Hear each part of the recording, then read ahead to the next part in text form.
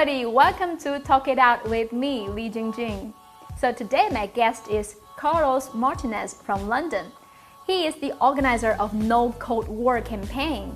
Today we're going to talk about many issues, his personal experience traveling across China, anti-China propaganda in the West, and the reason of founding No Cold War campaign. Thanks very much, Jingjing, for having me on the show. My name is Carlos Martinez. I'm based in London, England. I'm an activist and campaigner and writer and researcher. I'm one of the founders of the No Cold War campaign. And you don't think that China is like authoritarian, ruthless, cruel regime that oppress people? No, I mean, this is a caricature. This is what you'd think about China if all you came across was kind of the Western media portrayal. Mm-hmm. I went to China myself in December 2019 for 3 weeks as part of a Silk Road tour, actually. So a few of us went to Beijing, to Xi'an, to Dunhuang, to Urumqi. There were some of us on the tour from Britain, from London, some from the US, different places in the US, but mainly New York and Chicago. And I think everybody was really struck by how modern and how clean and how nice the Chinese cities are, and how good the quality of life is. One thing that really struck us immediately was that you can walk around Beijing all day to different suburbs and you won't see homelessness. You won't see people who don't have access, to anywhere to live.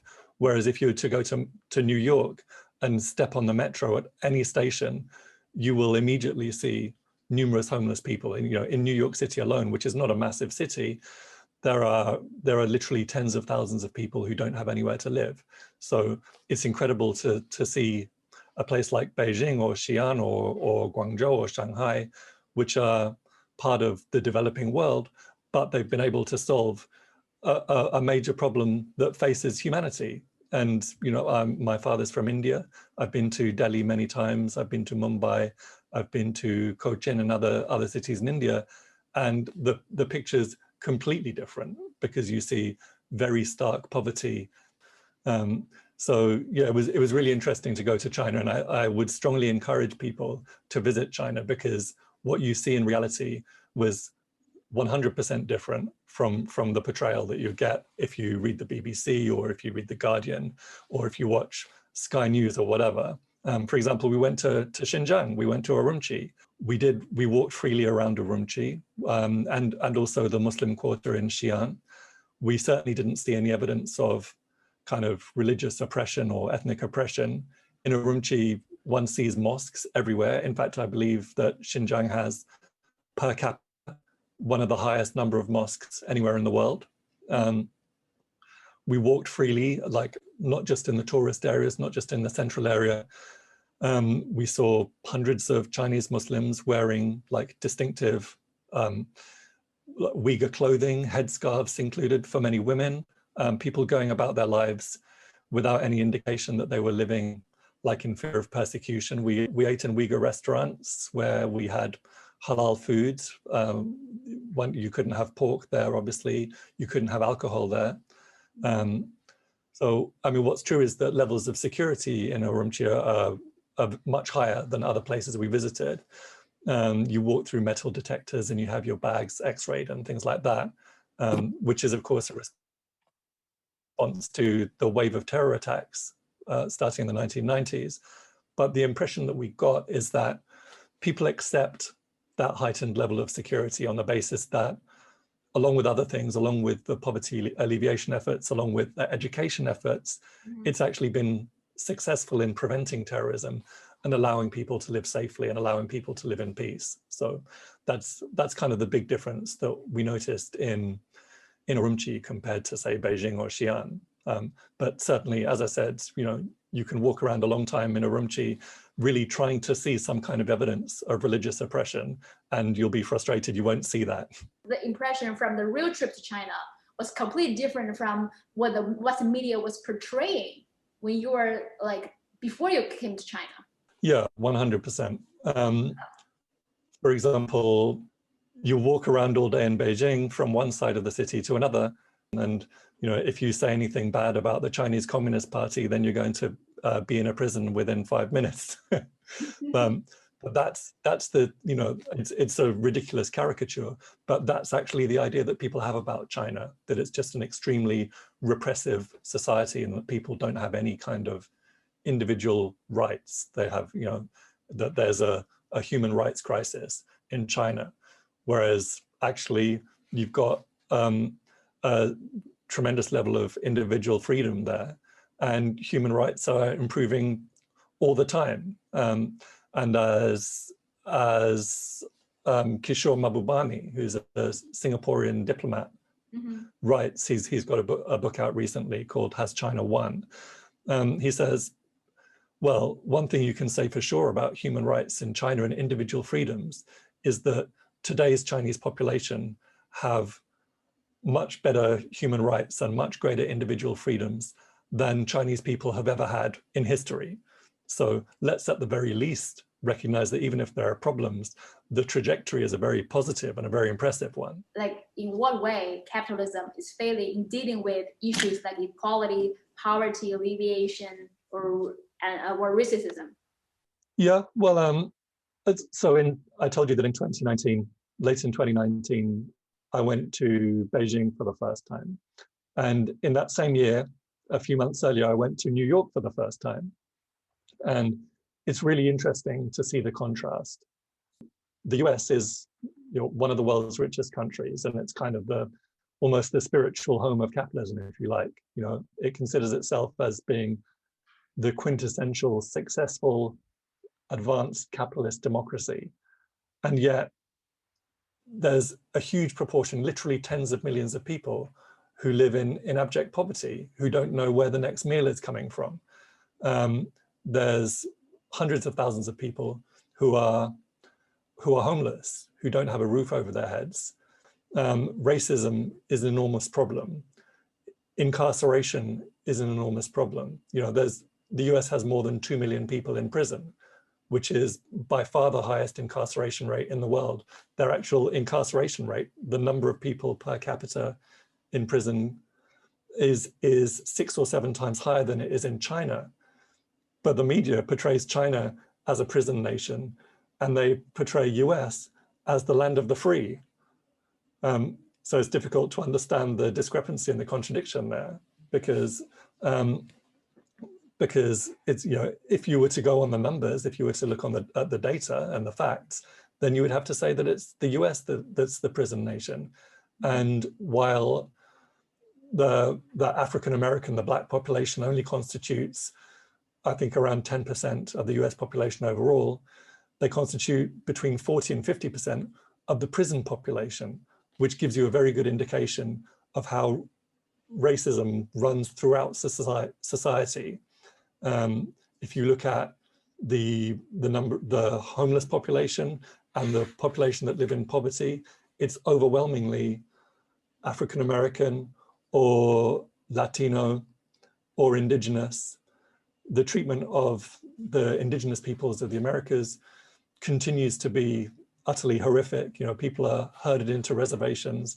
If you look at the difference in life expectancy between indigenous people and white people in the US, it's maybe 15 years difference in life expectancy.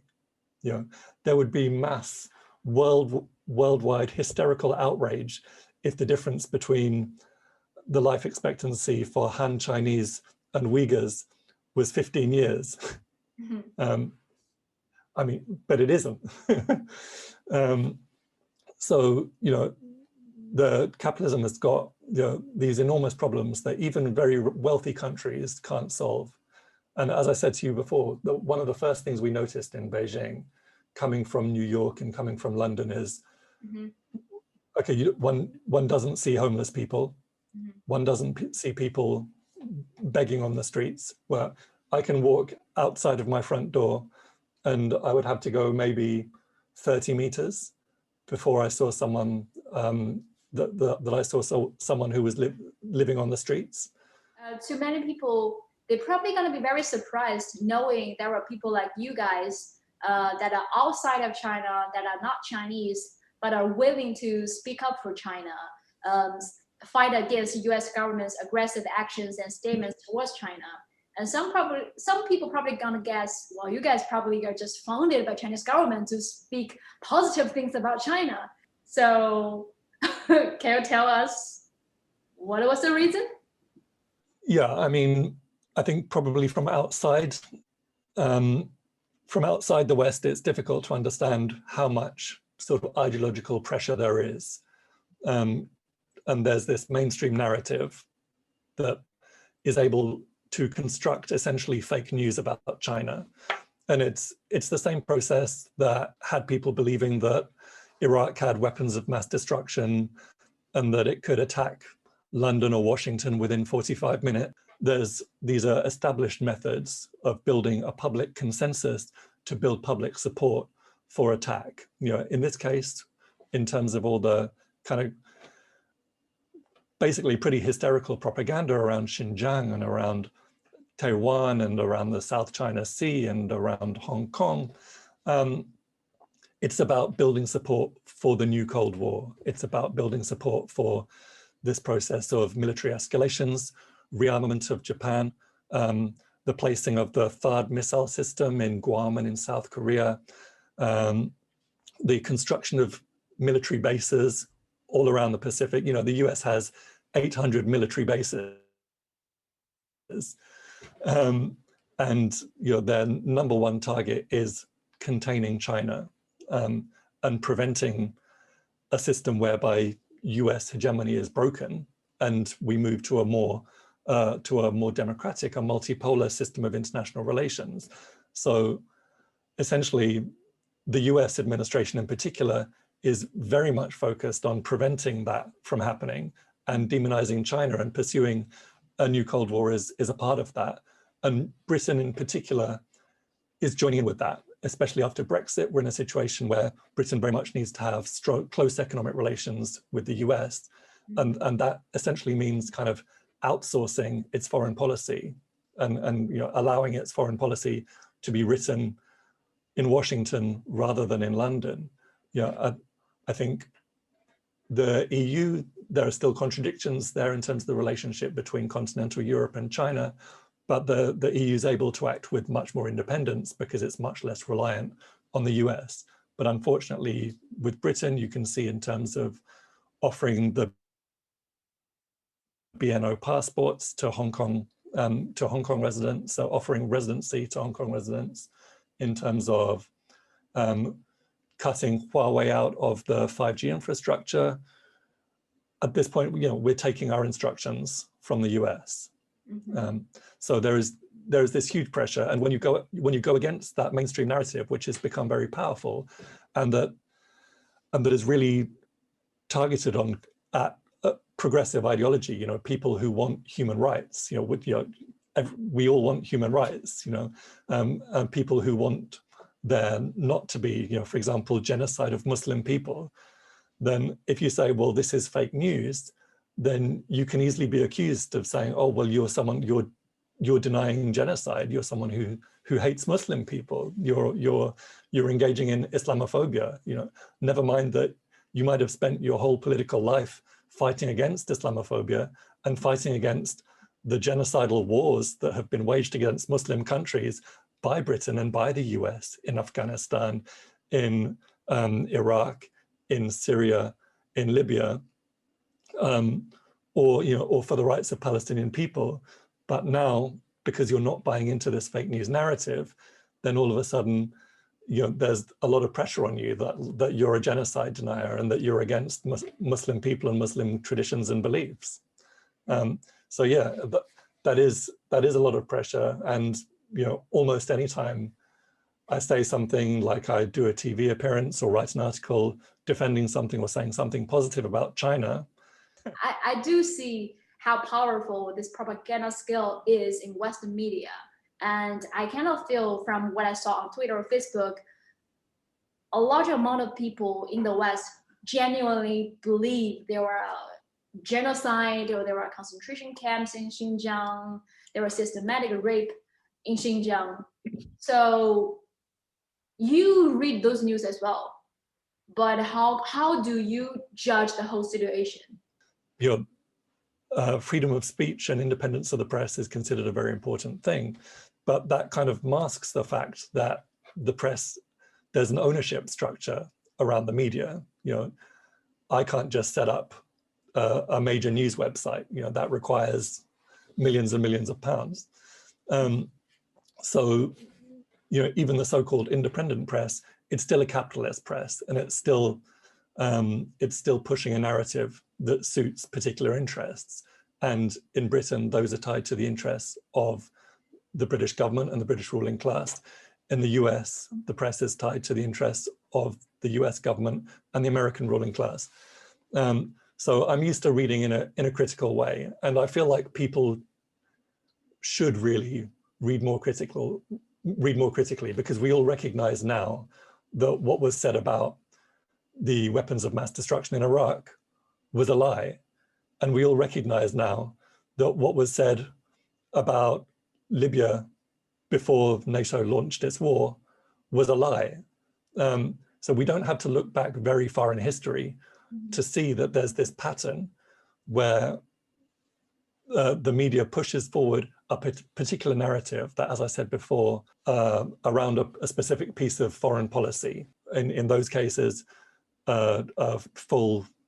full-scale wars in Iraq or Afghanistan or Libya or Syria or Yugoslavia. In this case, around the Cold War with China. You started No Cold War after the trip from China? Yeah, that's right. We launched No Cold War in, I think, April or May last year. And the background was that there was this increasingly hysterical and dangerous anti-China campaign that was being led by the US government and the media. And you know, the hostility to China in Western policy circles has been increasing for a number of years, as it becomes clear that China is on its way to becoming a major power, and it poses some kind of threat to US dominance, to US hegemony. The pivot to Asia was initiated, for example, by the Obama administration.